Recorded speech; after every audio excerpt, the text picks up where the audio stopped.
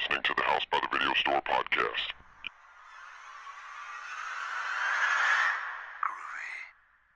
There's no more room in hell. The dead will walk near. We have such sights to show you. I kick ass for the Lord. Praise God! Give away! Welcome to the House by Video Store podcast. I'm your host, William, and joining today will be Sean. Hello for the final podcast of 2017. Yes, Right? the last podcast of calendar year 2017, in which we'll be discussing Terror Train, the slasher film that stars Jamie Lee Curtis, that is from that period of time where she was in other slashers that weren't just Halloween. Yeah, we're going out with a bang. You know, we thought we'd end on a high note of Terror Train. Yeah, because it was funny, like, so from that era, so you had Halloween, then you also had Jamie Lee Curtis in Prom Night and Terror Train. So that, like, that kind of run got her as, like, you know, referred to as a scream queen. And one of those movies is not like the others in terms of quality. Yeah. And what's funny is, like, so all those movies have gotten, so Terror Train hasn't been remade. Prom Night's been remade and Halloween's been remade. So maybe there's a Terror Train remake in the waiting. I don't know.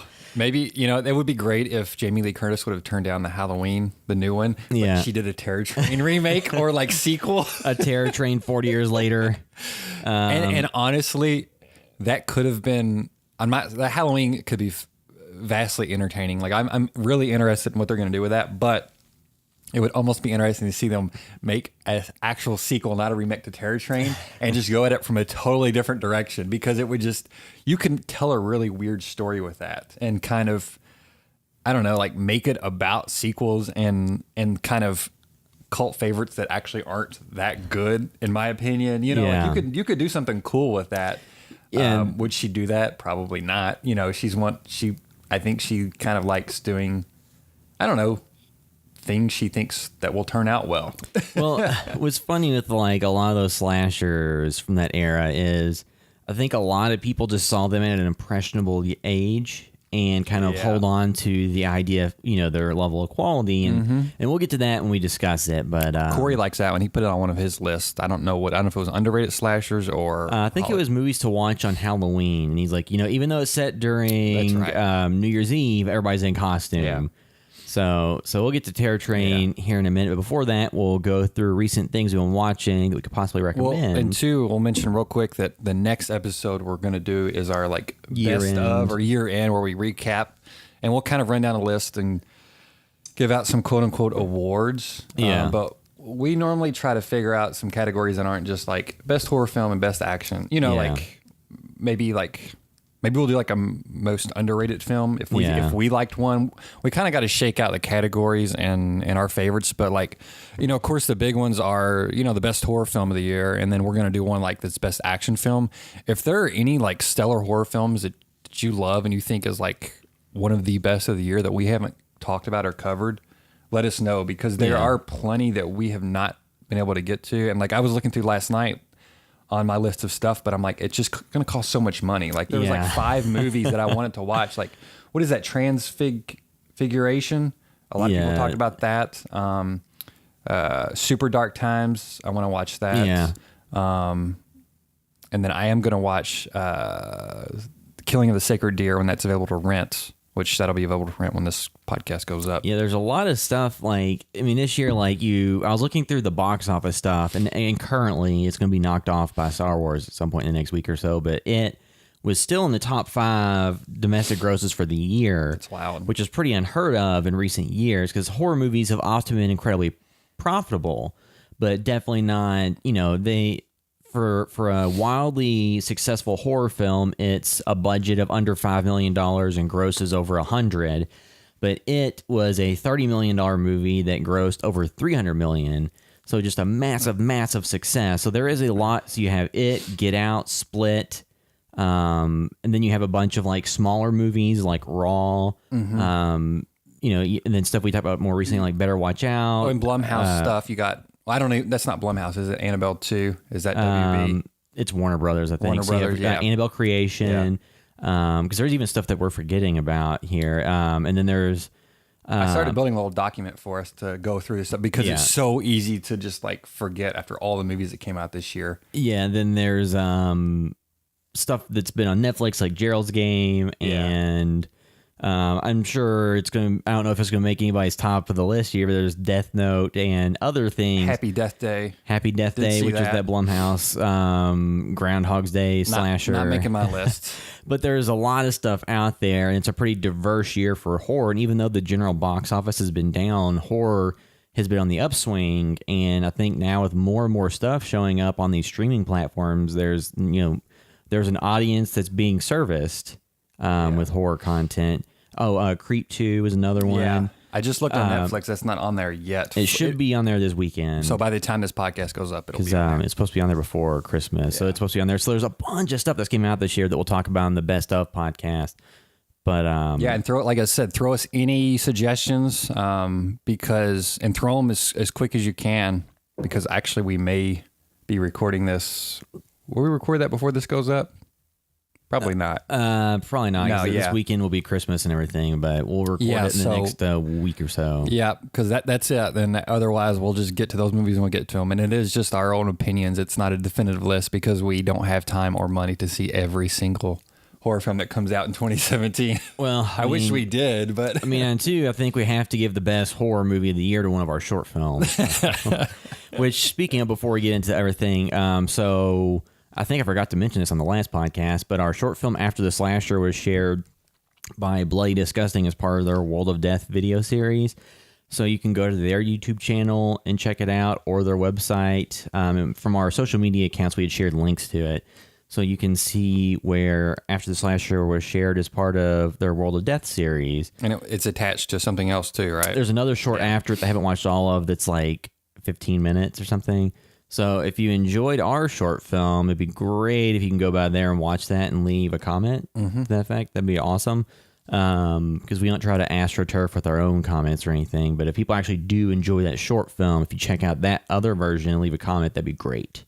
And then your Twin Trees stuff is up. And then Twin Trees seem to be liking that too. Is out. That's out on our Facebook and our YouTube channels. And if you're not aware of what that is, so it's a short film release that initially Julie and I were on vacation in Portland visiting some of her family. And then we went hiking in Portland, and then we went hiking in surrounding areas, Silver Falls State Park and some other places. So while we were there, we just decided that we were going to get some footage to possibly make into a short film. So I ended up just using the Filmic Pro app on my iPhone and took footage, or got some footage. So it's all in 4K, and it looks pretty good. It was all handheld, so it's a little bit shaky, and I tried to fix it as much as I could in editing, but at a certain point, I think that a little bit of shakiness, because I used this stuff in Premiere. I'm sure everybody that's done video editing is aware of Warp Stabilizer. And there's certain points, like, do I want like jello-y, floaty video or a shaky video? So I kind of picked the middle ground of not too noticeable. So all the outdoor stuff was shot handheld on an iPhone, so that was kind of a fun experiment. And then we shot a couple of sequences back here to wrap it all up. And one of them is heavily Twin Peaks inspired by kind of the Red Room. And we shot that here. And then there's a sequence that we shot at Julie's place that just kind of ends it. And kind of one of the more experimental things we've done so far. It's not really, straight horror or anything like that. It's more just kind of mystery and kind of circular logic and elements like that to it. So I'm going to try to get into doing more stuff like that. Just because it wasn't like a huge time investment. And if you like the show Twin Peaks, I'd recommend checking it out, or like David Lynch stuff. Because it was funny, because like there's some people, I know Julia showed it to some people, and somebody told her that they had never watched the show Twin Peaks. They only watched The Elephant Man, and that reminded them of that. So I guess that we have enough of that like element to it. Like just rewatching, I kicked myself. I was like, I wish I'd taken my actual camera with me when we went to the hiking. But at the same time, I didn't, to carry on bags and stuff, taking cameras and batteries and a little tripod or something would have been quite the pain. But you can check that out on YouTube or on Facebook. It's out there as well. So, and then early January, speaking of new content too, X-Files is coming out. Maybe if we have time, we do a weekly series on that. Yeah. A quick one. Yeah. You know, that might be an easy thing to do. It's not. X-Files. It doesn't require a 90-minute discussion like Twin Peaks. Each Twin Peaks episode. Yeah, the does. X-Files is a little bit more straightforward. Yeah. So either way, we'll be covering on the podcast or whatever. I'm kind of excited that there's a new little show and it's a mini series. Is it 10 episodes? I think so, because the last one was only 6, and this Yeah. one's more. And 2, like the last run of 6 episodes was somewhat inconsistent in the quality. Hopefully, this one is more consistent and has a bigger through line through all of them. Because on the original run, the episodes that were directed by Chris Carter, so the series showrunner and creator, to me were the weakest, and it was everybody else's episodes that were more enjoyable.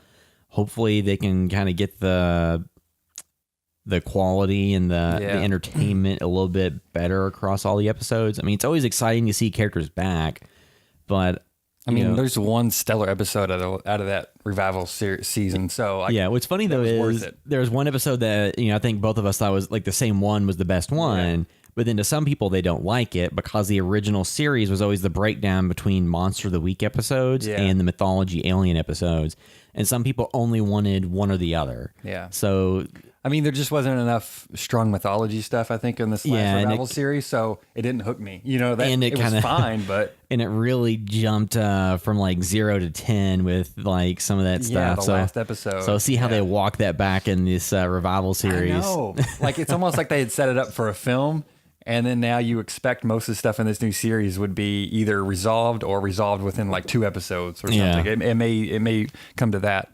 But I'm excited for that still, even though I have not watched all of the original series like you have. Like I'm not like a giant super fan, but I like that show a lot as a kid. You know, I watched it all the time. And to be clear, like I haven't watched the entire series from episode 1 to the final episode since the original airing. So I watched it all during the course of the original airing. I'd seen the entirety of the series, and then after that on streaming platforms, I had watched most of like the first 5 seasons, and then after that just kind of cherry picked all my favorite episodes from different seasons. Yeah, just because it's you get 8 episodes of a show or however many seasons there were. Was it 9 seasons, and then this new one was a 10th season. So because some of the seasons without David Duchovny and Mulder kind of blur together. Yeah, but you're much more cued in on the mythology and the story where all that stuff goes, where I just kind of enjoyed it as a casual viewer that did like... Well, apparently this revival didn't pay too much attention to that stuff either, because some of the characters that are still alive shouldn't be. Yeah. So we'll maybe the new season will just retcon the last season too. It was all a dream. So before we discuss Terror Train, we'll go through some of our things we've been watching recently, and I'll start off real quick. So a couple of kind of a documentary, then a docu-series. So on Netflix, if you've watched Making a Murderer, or if you're into the podcast like Serial or things like that, The Confession Tapes is a docu-series. It's a number of episodes that I would definitely recommend checking out, because it basically just covers how there are multiple cases where the only real evidence that has anyone in prison like for life or for, charges of murder are the confessions. And it just kind of goes through how sometimes those confessions are coerced, the levels that they go to for some of the confessions. Because there's one of them where there's a plot, or not a plot, but there's like a plan that the police use, at least in Canada, called Mr. Big, to get confessions out of people, and it sounds like the plot of a movie, and it sounds ridiculous, but it's used, and that is the only reason that some people are in prison. And it's basically like where they create like a fake mobster, and then like somehow get people in their sphere of influence or control, and the mobster basically says like, well, I have people that can take care of this evidence that is going to put you in prison. Just tell me what all happened, and then I'll have my people take care of the evidence. So it's like the fact that is a way that people like, the fact that a facetious lying person is getting a confession people by lying to them is just, it kind of blows my mind. And so if you watch that series, it'll give you a lot of questions about our criminal justice system, and just make you wonder, like, how many times do police pick someone to be pinned with a murder simply because it's the easiest thing to do to close the case. Yeah. Versus, and two, some people of, to put it this nicely, diminished mental capacity or, relatively low IQ, not saying everybody in this show is, just in general, there's a lot of people you can probably convince to say things that aren't true just because you wear them down. Mm-hmm. So the show just kind of covers. Derek's not here right now. He got taken in. Yeah, he's in prison. So the show just in each episode is a different case, and it goes through different scenarios. So that's something I'd recommend checking out if you're into those kind of docu-series. Yeah, I definitely want to see that. And it moves relatively, like I said, the episodes move on after each one to a different story. So it's not like you're sitting there watching the same recounting of details from 1,000 angles. It actually is a little bit varied with what all it brings in. So that's something that if you're into those types of series, I recommend checking out. And two, basically, my takeaway is, even if you don't want to watch that show, if you ever get questioned by the police for any type of serious, murder investigation or anything where you're brought in and questioned, you want a lawyer. Regardless of whether or not you're guilty, it's so easy for anything to be said. And the thing is, once you've said something, you can't unsay it. Because if somebody's like, well, all these facts line up and said that you're the murderer, and then somebody made the comment like, well, I guess if you have all these facts, that means I did it. And they're like, oh, that's it. You're done. You're going to prison. So, you really need somebody to help make sure that you don't say anything out of line. Like, basically, you want to go in and it's like, here are the facts that as they relate to me, I'm done. Here are the exact facts, and we're finished. Because anything else, even conjecture, they can use. And oftentimes when they do like record confessions, they only turn it on, like the cameras and the recording devices, for the very, very end and the very specific confession. Not all the build up to it where they told someone, oh, if you confess, we'll let you get off easy and you won't go to prison and we'll get somebody else. So kind of an interesting series, and scary too when you think about the fact that anybody could really called in for a murder investigation. Yeah, I mean, you got the human element to the justice system, so it's always going to be flawed. What, unfortunately, like, there's no, you know what I mean? Like, it's hard to have checks and balances through every level of that stuff. There's always going to be people working around it, and systems of people working around the system that is built to protect innocent people. If you think about the fact that when you go to a retail store, restaurant, an office, you go into anywhere, there's always somebody that just wants to run the clock out and get the work done and meet their quotas and not get fired. And that happens in law enforcement too. So the thing that you have to realize is, a lot of people are doing great work and really want to get to the truth. And then there are some people that are probably content with this sounds plausible enough, and we'll close the case. So that show just kind of goes into things like that. So I'd recommend checking that out. And the other thing that I watched was a documentary called Voyeur, which was on Netflix as well, and it was pretty interesting. And it's about a guy that owned kind of a seedy motel. He bought it and owned it for years and built vents that were in each of the bedrooms over the bed so that he could crawl in the ceiling and then look down through the vents at the people in the rooms to see what they're doing. And it's real, like, it's funny because at one point he's like, yeah, he's only so many times a day you can jerk off. So he's pretty candid about it. Yeah. Also, that relates to the really good episode of X-Files from last season as well. Like, there was a similar situation to that. You remember? Yeah. So same sort of deal. So it's basically where an iconic journalist, Gay Talese, reports on the guy's name is Gerald Foos, who owned a Colorado motel where he washed his guest. And the motel has since been demolished. It's just an empty lot now that somebody owns. But so in the documentary, they have like a recreation of it, like a little diorama that's kind of cool. And then they just kind of go through some of the different stories that the guy, Gerald Foos, talked about seeing of people. And then they kind of go into the process where they find out that he's not telling the truth about some things or omitting certain details. And because there was a book that was released about it, and people discredited part of it, and then the journalist Gates Lee had said, well, if that's true, then this book shouldn't be purchased because it's not accurate. But then he got other information from the guy Gerald Foos, and he's like, well, actually, it was just a small minor detail, so it really doesn't change anything. So the documentary itself, like I've read there were some people say that like the documentary is not critical enough of these people, or it doesn't, have enough objectivity and things like that. Overall, I found it enjoyable, and to me, like that story would make a good movie. Although it'd probably just be some like lowbrow Skinamax thing if it actually did get made. But overall, that documentary is interesting. It just makes you wonder like if that can happen today or as easily today. Because now there's so much technology that would make it easier to be able to watch people. Yeah. But at the same time, people, I think, are less likely to stay at seedy motels or less likely than they would have been 30 years ago. Yeah. Who knows? Or not necessarily super seedy, because it wasn't like one of those by the hour places. It was just more of like a smaller motel that had like 10 rooms or something. So that documentary I found it to be interesting. It's not a huge time investment either. It's not a series, it's just a single documentary.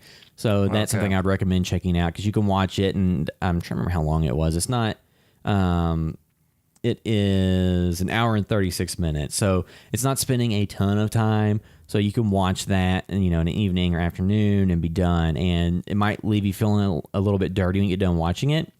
And two, the fact like that journalist Gay Talese kind of is like buddies with the guy Gerald, and the stuff that Gerald gets upset about like being revealed is interesting. So I'd recommend checking that out. I didn't. Yeah, I watched the trailer for it when it put up on Netflix, and it looked interesting. I just hadn't got around to it yet. Yeah, it's something that's out there you can check out if you want to see. So you see the confession tapes and then that back to back, which I did I think in like 2 days. It's like, wow, it's a lot of people out there doing a lot of interesting things. So those are the things that I watched. I'd recommend checking out. I saw another docuseries I watched was Wormwood, which I've seen it described as like a hybrid blend of genres.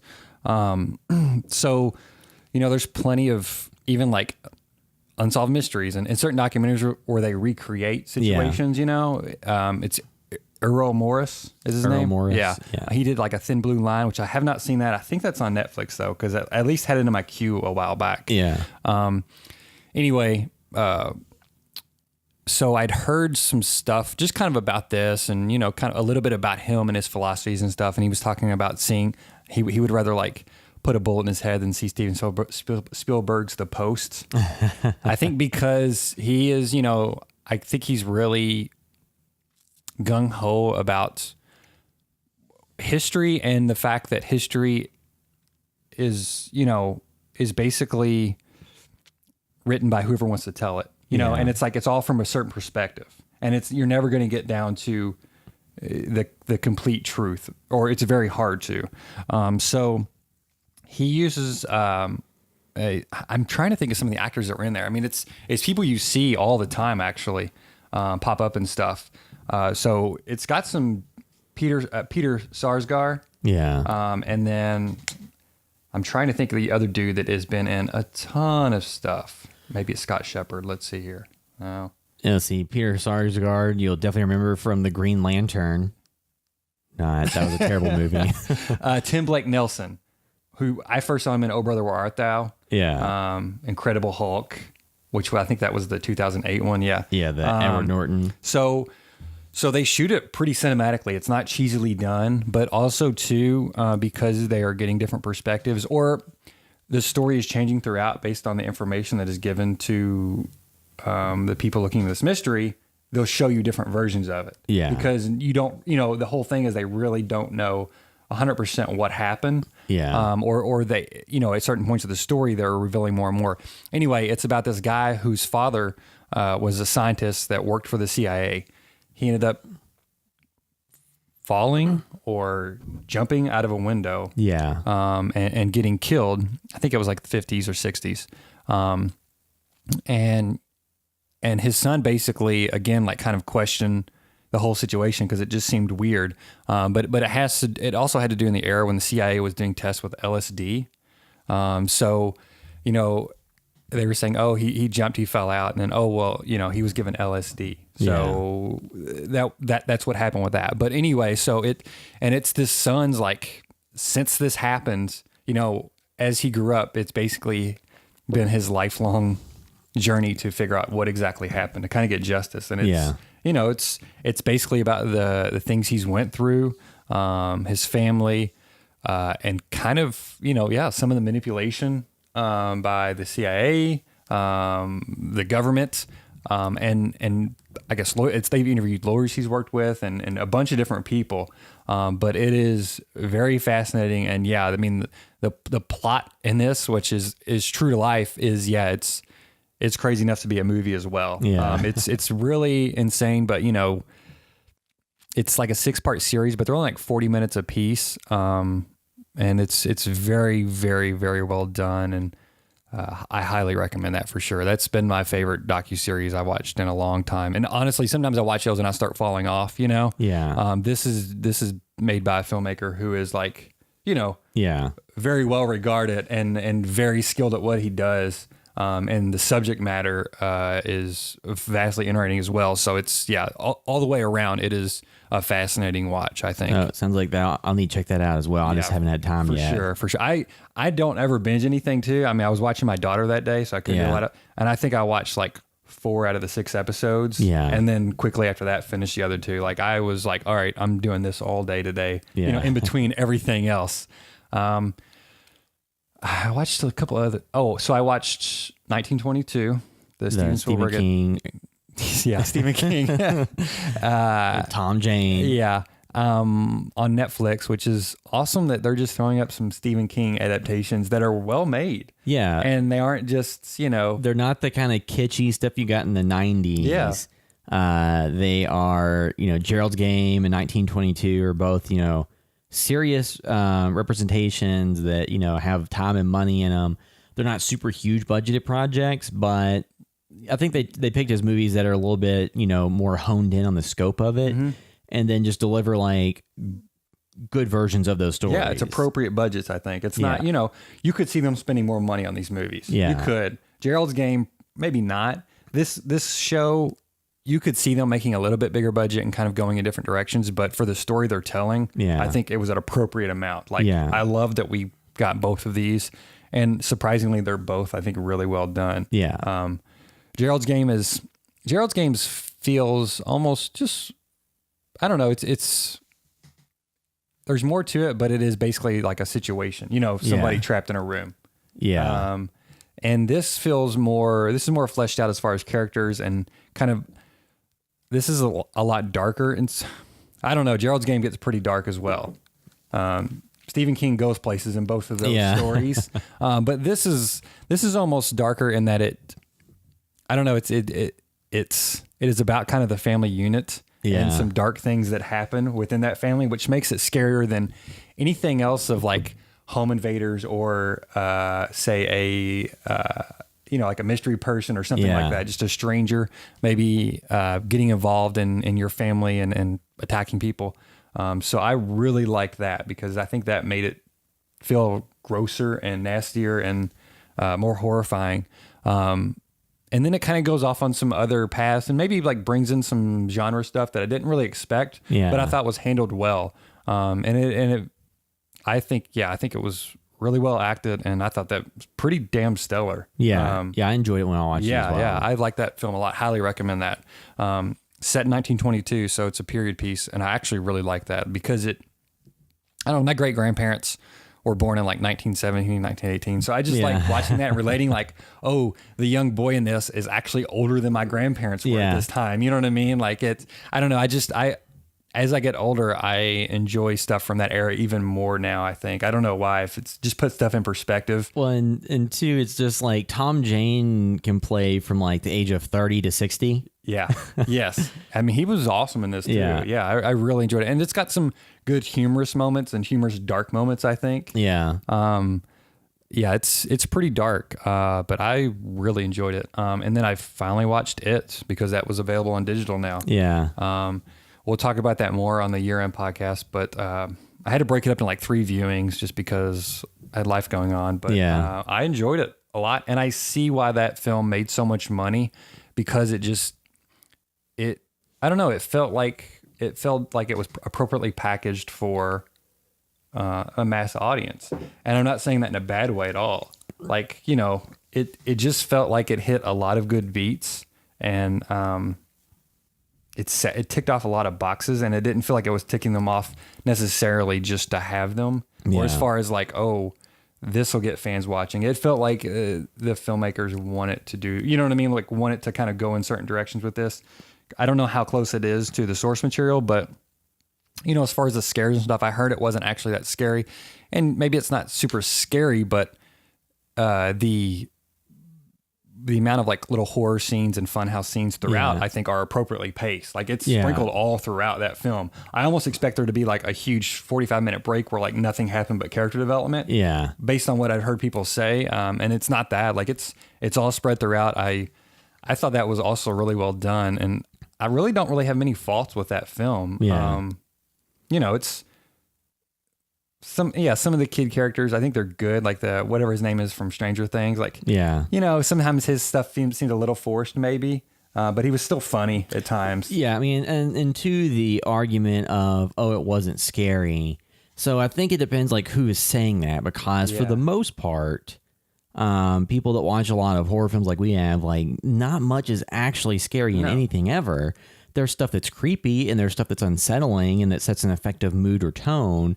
But really, I think the thing that drives more, at least to me, that drives more interaction with the movie than, you know, being quote unquote scared is being scared for a character. And I think this, like, it had very effective set pieces. The only thing I'll say is all of the main characters felt pretty safe for the most part. So I didn't ever really feel they were at too Yeah. much peril. Yeah. And that's like similar, like Stranger Things or a lot of different, you know, mainstream properties. Even Game of Thrones in later seasons has been a little bit suspect, and it feels like your main characters have really thick plot armor on.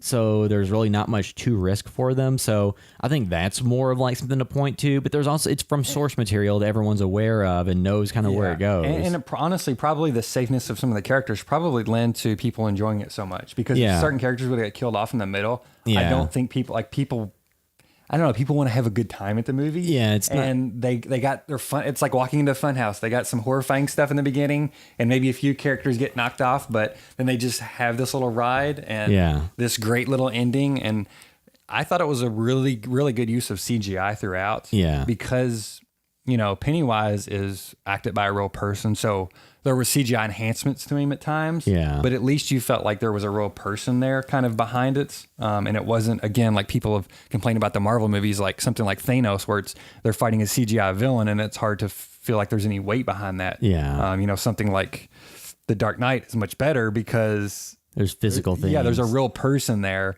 So, you know, Pennywise, he was like a blend of that, where they got to go super creative. And I think some of the stuff in this like felt like it was the amount of creativity you see out of a lot of video games, which you don't see in films a lot, just because they really go outside the box and they kind of stretch.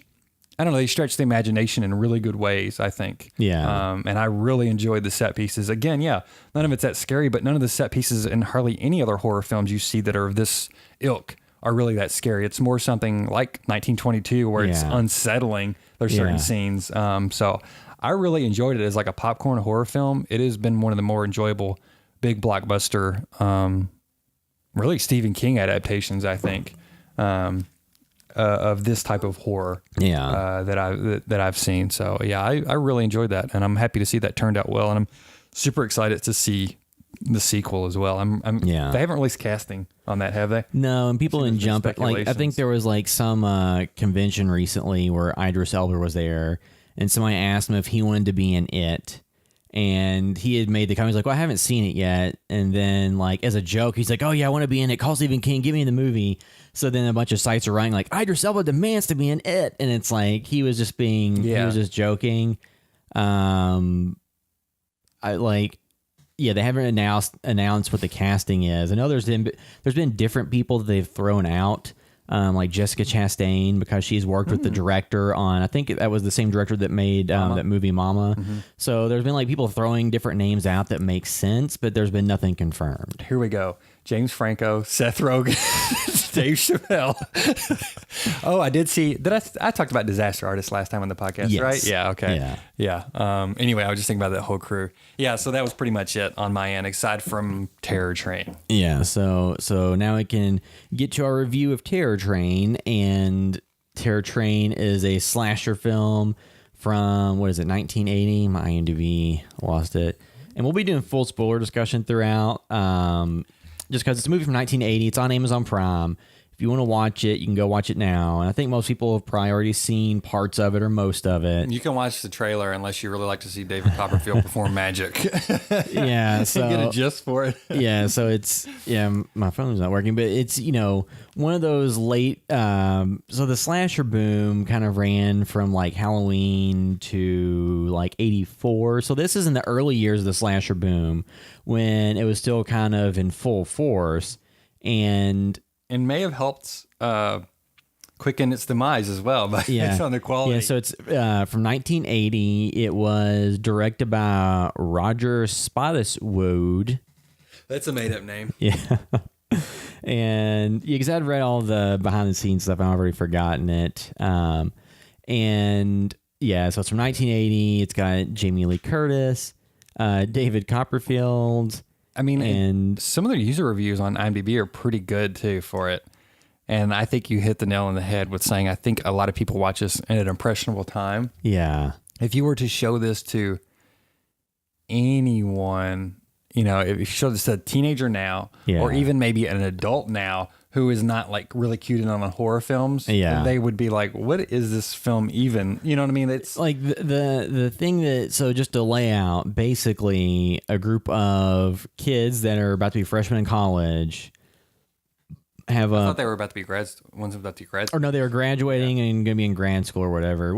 Like, it's really unimportant. There's like kids. It's just, there's there's young adults who are in some part of college who have a party. But isn't Jamie Lee Curtis graduating a semester early for some reason? Yeah. Are they having a party for her because she is? I don't know. So then there's like some nerdy guy that's there, and then they basically like, oh, Jamie Lee Curtis is going to have sex with you. And he's like, oh, sweet. Big Halloween fan. So then he goes up into the bedroom, and she's hiding behind like the bed, and there's like sheets around it so you can't see in. And then he gets up in the bed, and there's a dead body in there because one of the guys works at a morgue or something. So we got like a cadaver or a dead body. And then the guy like freaks out and goes crazy. And Jamie Lee Curtis was not aware that it was a body. She was behind the rumor bed saying like, come over here, come over here. And then when he gets on the bed, he takes off part of his clothes. He sees the body, and it's, those beds with like the sheer drapes on the sides of it. Then he just starts spinning around like a moron. Yeah. And that was supposed to be, I don't know, scary. And he's he like got yelling. wrapped up in it. Yeah.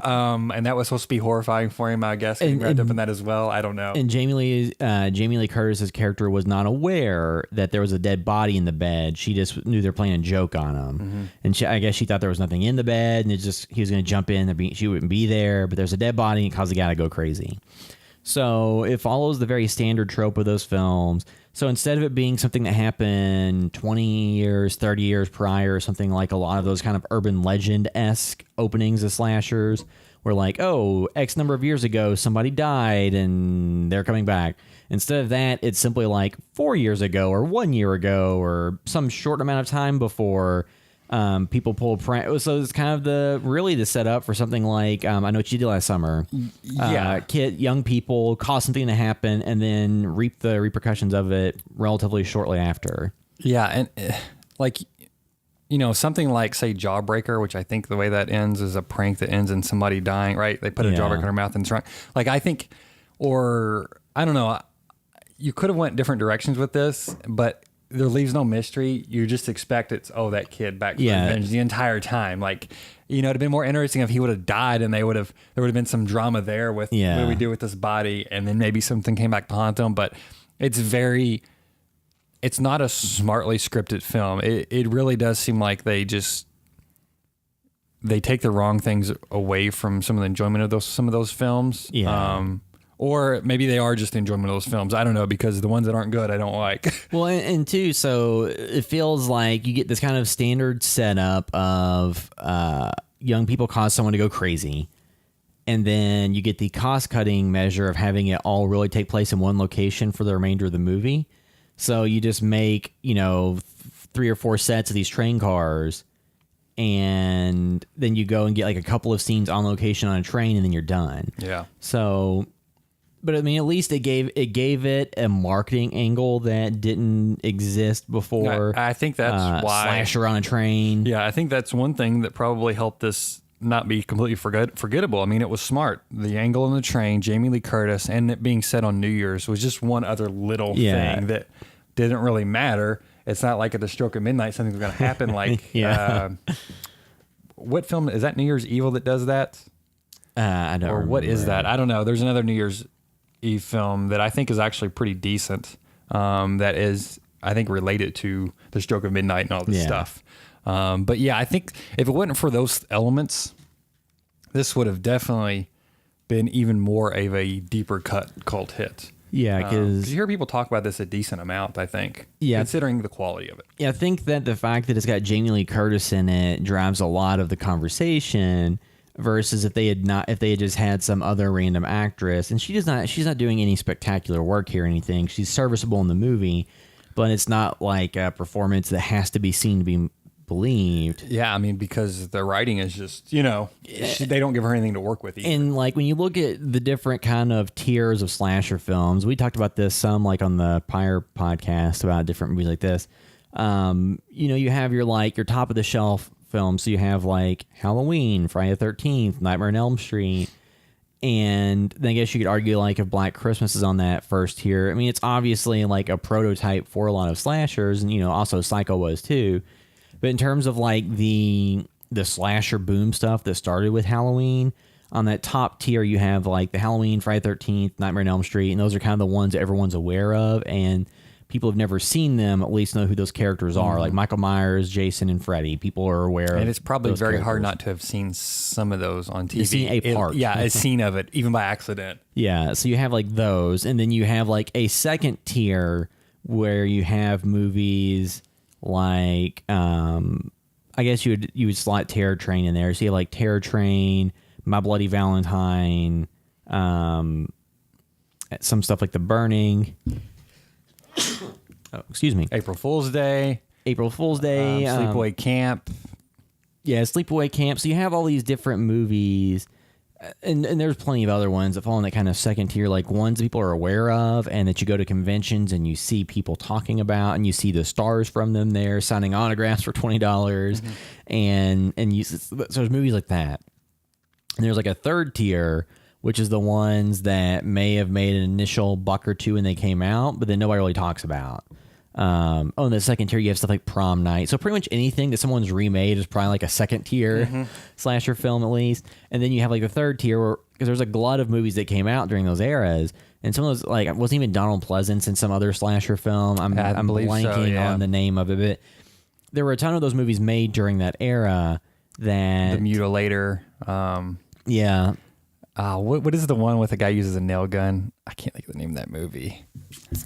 I don't know. But yeah, there's a lot of just third tier that really, they are even a deeper cut for horror fans. Yeah. That really a lot of people, there's no desire for people to remake a lot of those films, or they don't have enough of a gimmick a lot of times. Yeah, because a lot of times if it was just kind of a by the numbers slasher that takes place in kind of, standard locations with no super memorable characters or twist, then there's not a lot there to grasp onto to remake. And then with Terror Trains, like I said, full spoilers.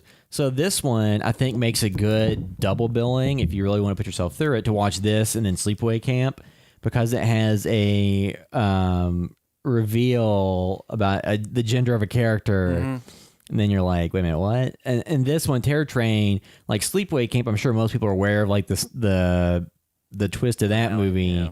And This, it isn't really that. it's not that dramatic. Quote unquote horrifying to any of the as much to the characters, but it's just I don't know. And then talk about twists that play vastly different in today's world than they did when they came out. So we're talking about Terror Train. So you have like the initial opening we talked about where the young guy gets driven crazy. And then later when they're on this train for New Year's Eve to celebrate, there's somebody that sneaks on the train. The guy that gets ran over by the train. That's pretty good. Yeah, there's a guy gets ran over by the train. So there's like a guy that sneaks up, kills someone, takes their costume, and gets on the train. And is on there with all the people, and then is systematically killing people throughout the evening. And moving the bodies around. Around and doing stuff. And then like the train conductors stop the train and all this stuff. So it's pretty much like once they're on the train, they're kind of picking off the different kids involved with the scenario that involved in the guy going crazy. I mean, there's almost something there to this film. Like if it would have just been handled better, I think there could have been a good amount of suspense and fear and paranoia in the train. Based, if they would have handled the situations better, and kind of the mystery. Like there's something there. I think they had a good concept. The execution is just incredibly poor, I think. And muddy. Yeah, so you have, and two, just the train itself isn't very big, so there's not a lot of space for things to take place in. And so then throughout the movie, you have like, I guess, different clues about, who the killer is, essentially. It's the guy from the opening scene that got driven crazy. Like, it has to be that guy.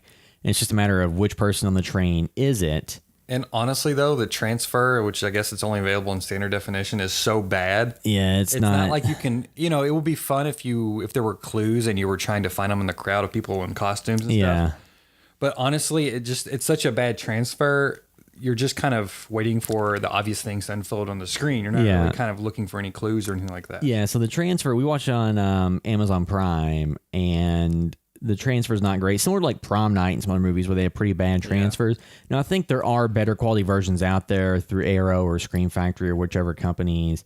So there are better versions to be found that have better restorations and transfers, but the ones that are on the streaming services, because like Amazon Prime now has a ton of horror on it, like low budget stuff from the 80s and more obscure stuff, and then way better than Netflix's. Throwback horror stuff. They have more. They have more horror that's not contemporary on Amazon Prime. And honestly, now. though, Shudder, I almost watched Prevenge was another one that I was going to think about watching for the end of the year. Yeah, Shudder has that apparently. They have Better Watch Out now, so I recommend checking that out if you want to burn through a couple recent horror films. And then just canceling that because that's like $5. Yeah, so some of these transfers make these movies not a great experience. Because when you're used to watching more UHD 4K versions of things or Blu-rays, and you go to watching kind of crappy standard F transfer. And two, if you were watching it on a tube TV, it might be a little bit fine. different. Like I'm watching this on my parents' have it over our house right now, but a 60-inch. TV. Yeah. So it's like watching that on a 60-inch TV from like here to where the camera is in front of us. Yeah. It's not a good experience. Yeah. So there's that element, but that's not really necessarily the fault of the movie. That's just the platform you watched it on. But you have the entire movie of like, oh well, who is actually the killer? And then at one point they think it's the magician, who's David Copperfield. And I just want to say, as soon as they started the magic in this, I was reminded how much I hate magic in movies. Like I really hate magic in movies, especially this era when people lean on it. I mean, maybe because there weren't as many visual effects back then or any visual effects, there were just practical effects. It was somehow more impressive, but it just feels like a waste of screen time. Like, you sit there in 5 minutes and watch David Copperfield do this boring ass act, a young David Copperfield. There's a, not to bash it, but there was a local film here. Didn't I let you borrow that one where it's shot, on Bardstown Road in some places, and they go to the magic shop and the card trick. There's a about 5-minute scene of somebody just doing magic on a table, and it's, it's weird that there are some people that make films that are so into magic that just want to put that into the film, and I don't know, it's cinematically it doesn't. So when editing tricks, and that like, so you could literally have the camera in the exact position that it's in right now recording, and then Sean and I just step out of frame and leave the mics exactly where they are, and then you just jump cut from us standing here to a scene where we're not, and you're like, oh, we disappeared, and then you go back, oh, we're back, so there's your magic. Mm-hmm. So knowing that general like movie magic, seeing magic on screen is not exciting because that it's even further removed from watching it in person, where you're like, oh, it's impressive that this person did this illusion and tricked you into believing this. So that's more impressive than seeing it on film, where it could all just be editing and there's nothing really to it. There are cuts in some of the tricks on this, which is like, okay, what are we even doing here? Yeah. Like that just really like gets me down to the bone when I have to watch extended magic tricks and films of this era. Yeah. And it's just like, what are you even doing? You can tell it's not somebody who it feels like some people who got some money together to make a film and really didn't know what the hell they were doing. Yeah. They just had a crew with them that knew what they were doing. Yeah. And they just, I don't know. It just burns me up for some reason. One thing I'll never have is extended magic tricks in my film. Maybe I'll start one and then have the person killed off immediately. So you have the magic element, but then like the big twist reveal is that the killer is not the magician, but the magician's assistant. So I did not go back and rewatch the film because I am 100% certain that it was not the male actor in drag or get up throughout. It was a female actress, and then they just had him at the end. So like I haven't gone back to rewatch it, but I'm like 99% sure that's what it is because otherwise I would be hard pressed to believe It was that. an illusion, Michael. An illusion. A trick is what Which that, I honestly didn't even, I was like, wait, what? So that even makes it less impactful, and it's like almost more of a cheap trick to the so audience. then that makes you wonder, like, why, if he is the magician's assistant in disguise, like, why did he have to kill someone to get on the train to begin with? Was he this, wait, all right, this is good. People are going to get pissed that are fans of this. Maybe he just had killed the assistant and took over at the very end. Well, it seemed like there was like a flashback. Oh, yes. Yeah, that's right. So, yeah. It was hard for me to really care about parsing out the details on this. but like, if the thing that went into all of it is, if you knew who was responsible, like disguising them under a different character doesn't provide much of a twist because you kind of know who it is. You know, at the end of the day, who it's going to be that's doing it. So it's a little bit different than if you have a character. So I'm trying to think of something without spoiling it, because I don't want to spoil some of these movies you haven't seen it. But there's plenty of movies where you have a character in disguise the entire time, and then you realize in the end you're like, oh shit, that it kind of blows your mind a little bit. Yeah. Like I'm thinking of a certain Christopher Nolan film that I don't want to spoil if you haven't seen it. But there's other things where there's characters throughout, and you're like, oh man, and it is surprising. And it's because you don't really know what's going on until it's kind of all revealed to you. And in this movie, you know who the person is going into it. It's just a matter of who on the train are they. And to me, that's not as exciting because you know the conclusion, and it really doesn't. Just waiting for the resolution. And they're just picking off and killing people, so that really doesn't matter either. So it's really just like you know their motivation, you know who they are. It's just who specifically, what costume are they on or wearing, or how. I mean, it is. It's basically a reason for slasher film fodder. Which, I could see at this time people kind of having some of an appetite for. That were like, oh, that was cool. That's something, well, it's like different than other genres of film at the time. Like it was a newer thing, possibly. Maybe people have only seen Halloween or one or two other like quote unquote slashers. So I get that, and it's maybe I could see it being a fine time at the movies if you were a teenager in this era and it was something new. I could see that, totally get it. Now I think it has lost any sort of, because even some of the kills are fine, but we're far removed from that era. And that kind of the impact of so many things in this film are so lost. And it, unfortunately, is a film that time has not been kind to in the slightest. Well, like when you look at a lot of these movies, you think of like, okay, could you remake this for a modern audience and it really catch on?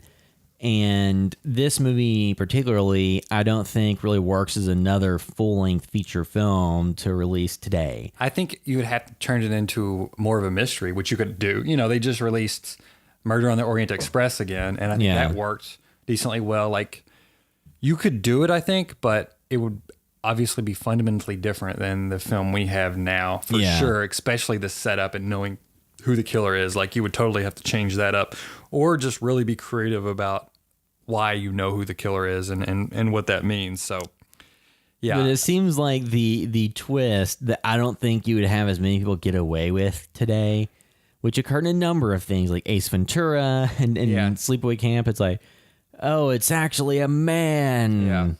I think that doesn't fly today the way it did in the past. And that movie, in Terror Train, it wasn't played up as a joke or anything like that. It was just played up as a plot point. I mean, honestly, it's almost the same as Norman Bates being his mom. You know what I mean? Like, it's not anything. Yeah, it's not somebody anything, driven crazy to extreme lengths. Yeah, it's not anything a slight or, I think, being critical at all, transgender or anything like that. I don't think. I think it's just supposed to be like, oh, what can we do? Well, we'll hide them. You wouldn't expect them to be a woman because it was a guy that, you know what I mean? I think that's all the function of this, but it still is not well. The reveal is not done well. Well, I mean, I think what they should have done instead, what they did is they should have done the sleepaway camp ending where he just like is looking at the camera like with the hanging dong in front of the camera, and then people are running up and like, oh my god. Yeah.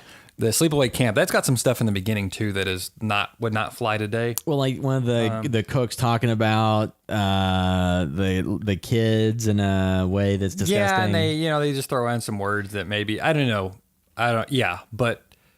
but that film again, I think it has a surprising ending and shocking, and it's handled well, and that's why that film has stood up more to the test of time, even though it has some things that maybe would be looked at more critically nowadays.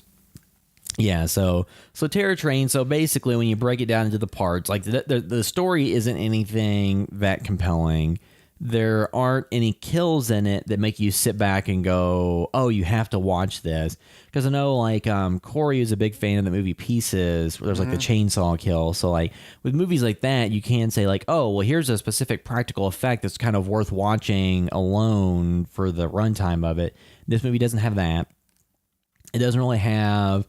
Because some of those like older slashers do just have like an endearing quality to them. This really doesn't have that either. The thing that has also changed slashers that even have maybe a couple of good kills in there is that, I don't know, 15, 20 years ago, you passed around tapes to check this out. Yeah. Now, things are different. You look at a lot of content on your phone in a short amount of time. Yeah. You can easily watch a couple clips on YouTube of it and not kind of quote unquote waste your time unless you're just somebody who's generally interested in, looking at the history of the genre, which we are on some level. Like that's why we do this. But and it is interesting, just like from I think academic perspective of like parsing out like what works, what doesn't, why, what's held up, what hasn't, what are fans talking about, and how do we feel about them, having not watched them when we were younger on some of these films. Yeah. It is fun to do that from that level, but as somebody who is just going to watch a film, after work one day and they want to be entertained, like Terror Train's not that movie. Yeah. Well, and two, like when you watch the movie, the really only selling point, I think, the selling points are it's a slasher on a train. And it's got a great name. And it's got a good name, and you have Jamie Lee Curtis. So I think you have like those elements that would be the items that people are interested in.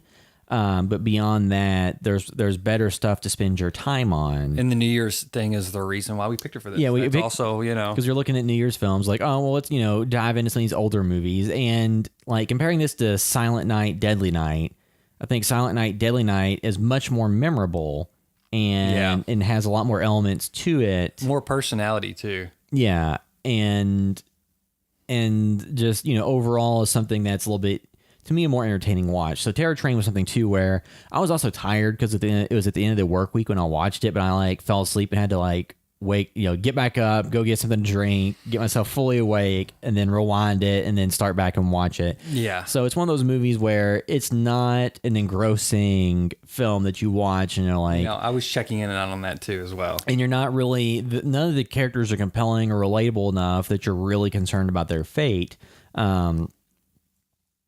Which I just think makes it hard to get super invested in the movie. And like I said, so basically if it came down to it, if had people over and I'm watching a horror film, this isn't one I'm going to go to, Terror Train. There are other horror films, slashers I've already seen a bunch of times I would go to first. And to me, even like some of like the Friday the 13th sequels, like Part 6, Jason Lives, and Part 4, Final Chapter, Part 2, are ones I would go to before I pull Terror Train out to watch. Just because those have, well, one, better transfers, so better, visual quality to watch them, and more elements to it that are entertaining, and, similar enough story structure. So it's just, and two, I think Terror Train is hurt by there wasn't a single iconic look for the killer. I mean, it was interesting that the killer was taking other people's costumes throughout as he killed them, so that is kind of like a cool gimmick. But then at the end of the day, it doesn't leave you with any super memorable imagery, which is partly marred by the bad transfer of it we And watched. two, just the direction of it. You know what I mean? There's no Yeah. really great cinematic shots that are kind of, you know, ingrained in your mind. Like, oh, it's awesome imagery there. You know, Yeah. that's going to stick with me because that's a haunting scene or like- shot, or it's just very by the book, by the numbers directing. Because you go back and look at something that's kind of like one of those second or third tier slashers, The Burning. There's some super memorable imagery from that movie that, like, with the big garden shears, like, it's hard to forget that when you've seen parts of it. Yeah. So there's stuff and like the that. fingers getting cut out, like Yeah. that whole sequence is, far better than anything in Terror Train. So you have those movies that have those iconic moments. So even if the movies themselves don't necessarily hang all that well together and aren't that compelling, you still have those iconic moments that you watch and kind of wait for. As opposed to this, it's more of just, you just watch it and there's really nothing. There's no build up, and that's what The Burning has, like a really good kind of, I don't know, that scene is like a really well constructed horrifying moment. This has none of that. So the only thing about The Burning is I wish that Jason Alexander was in George Costanza mode. Yeah. Because he's in that movie. And he's the like, end of that movie drags. you can't kill Independent George. Like, I would like to see the cast of Seinfeld in a horror film. Like George's dad, Frank Costanza. Yeah. Jerry Stiller. But Yeah, I think Kramer would be a very good victim. yeah, or killer. Yeah. Or killer. Because there's like that Seinfeld arc where they thought he was like the murderer. In LA, yeah. But back to Terror Train. So when it comes to the 80s, late 70s, early 80s slashers, this is not one that really falls at the top of the heap. And there's nothing so memorable about it that it's an easy recommend to people that aren't really into these movies. Now, somebody watching this at a young age and having a soft spot in their heart for it, I understand, because there are movies that I'm a fan of that aren't very good. That's just because when I watched them, it caught me a certain way. And that's the same reason a lot of people like, even in those franchises like Halloween and Friday the 13th and Nightmare on Elm Street, some people's favorite films are some of the lesser entries in those franchises because it was the one they watched first in their entry to that world, and they watched it at a certain point. They happen to have that tape or something, a recording of it. So I understand why people would have soft spots for movies like this in their heart. But at the end of the day, just objectively reviewing it today without that nostalgia for it, not really having any connection to it myself, I think that this is not one of those movies that you've got to watch or recommend. If somebody's watching like a range of horror films, if you're recommending to someone that's never watched horror films, like, oh, here's some milestone movies to watch to get you an education on horror, I don't think this one enters into the equation. No. I think you say, you can watch the bigger slashers like, Halloween, that's really all the Jamie Lee Curtis fix you need. You don't really need to go watch this and one. I mean, sometimes it is good to see some of the ones who I would call failures, just to have contrast and understand, like, okay, what is there to not do, really? Yeah. But having said that, slashers are mostly defunct genre, so unless you're making it as a passion project, if you are, you're probably already well versed in them. To make a slasher these days, you have to have a different angle. And you're probably well versed in the genre, so you maybe know what you like and what you don't like. But it's an interesting subgenre that kind of had a relatively short life compared to some other ones. Well, it had like 78 to 84, and then it kind of had the resurgence with Scream, so like 97-ish, 96, 97-ish to like 2000, 2001, maybe. So you had like two eras, but the slasher boom in the late 90s, early 2000s was the kind of self-aware meta stuff. Or essentially Dawson's Creek with murder. Yeah. So you had that kind of, as opposed to the early 70s, 80s was all of somebody did something bad, a few years ago, multiple years ago, somebody did something bad in the past that comes back to haunt characters in the present. And sometimes they were complicit and involved with it. Sometimes they just happened to be at the wrong place. And you have a killer that's killing people because of mental illness or, revenge or curses or what have you. So there's like kind of two different eras. And then in the modern era ones, like Terror Train is more similar to I Know What You Did Last Summer than really Halloween, because it's kind of like characters did something bad, short time later, they get punished for it. And So it is like you could kind of break them out into that genre, like earned death versus unearned death. Yeah. Because a lot of the Friday the 13th were unearned death. The teens were just enjoying themselves and doing things they wanted. They had nothing to do with Jason Voorhees drowning as a kid, and they got killed. This one, the people getting killed, some of them you don't have as much sympathy for because, like, they're kind of crappy people.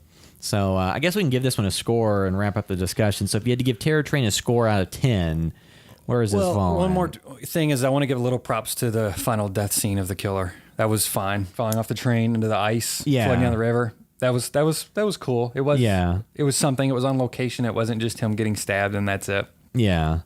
But I would give this probably, I mean, my heart tells me like a 2 out of 10. Like I never really went, if somebody put it on, I wouldn't be like, oh no, I can't stand this movie. It just uninterests me. You know what I mean? Like it's not engaging to me on any level. And that's a kind of almost a worse offender. It's a little bit of a muddy mess. But if somebody had like a new HD transfer and wants to stick it on, I would pay attention to it. I would kind of give it another shot with it looking better. But yeah, I'm not a big fan of this film. Yeah, so on IMDb, it had a user score of 5.9 out of 10. And I'm looking up on Rotten Tomatoes to see if there's enough reviews of it. I was looking up New Year's Evil, and that has a 4.8 out of 10. So I don't know if that's less favorable, but that's on Prime to watch too. So Terror Train has a 36% on Rotten Tomatoes, and I think that's a little more in line with my opinion. I think like between a 3 and a 4, because it's not unwatchable and it doesn't have huge technical flaws. It's just it's not compelling. Yeah. So I think that like a 3 out of 10, 3 to 4 out of 10 is a fair rating for it. Like I said, I understand the nostalgia could give people like a more favorable opinion of it, but it's not something I want to recommend people watch unless you really want to watch these eras of slashers and you want to see that movie specifically. Yeah, I mean, for me, if it's just not engaging, like that's the worst offender, just because now we're at a time where there's so many films available to us. And there's so at the much click content of a button that it's like, it almost knocks the score down even more because it's like there's much better things you could be spending your time on or watching. There's plenty of Hitchcock films I haven't seen, or you know what I mean? Or even like new stuff. Like, would you recommend somebody watch this when there's Mindhunter out there? They can watch that series and get enjoyment out of it. Yeah, so, I mean, that kind of knocks it down for me as well, too, because I'm like, there's really no value to kind of revisiting this. Like, Jamie Lee Curtis does not do anything memorable. There's nothing super standout about it. Yeah. You can kind of get the gist of it watching a trailer, basically. Yeah, so that'll wrap up our discussion of Terror Train. We're not very positive on it, but so that'll wrap our discussion. So if you're listening to the podcast via iTunes, you can do us a huge favor, leave a review there. That helps other people find the podcast. If you want to leave comments on the YouTube version, that's awesome as well because we always read those and like to see feedback there. So always enjoy seeing that. You can also send us an email at podcast@housebyvideostore.com. You can find all the work we're doing at housebyvideostore.com. You can find links there to all of our social media accounts, the Facebook, YouTube, Twitter, Instagram. And you can see all of the short films we have because we now have a number of them out there. So we continue to add to our growing list of short films. So you can check those out and let us know what you think. And then make sure you follow us on social media on Instagram at HBTVS_official. And then if you want to follow us specifically on social media, you can find me on Twitter at William Capps. And I'm at Splevin Sean on Twitter. But like I said, it's better to follow us on the official account, like on our Facebook and Instagram, and then YouTube as well to see all our videos and such. I keep saying this, but I think probably what I'm going to try to do is even just on our Instagram, maybe when I watch a film that we're not going to cover on a big thing, is just post an image on Instagram and say like a mini review. And just say like Sean, just so people know who did it. You know what I mean? For whose perspective. Just to get some more stuff up there and kind of as a record of what we're watching. So make sure to follow us there. But that'll wrap up this episode of the House by Video Store podcast. Happy New Year's. And thanks for listening.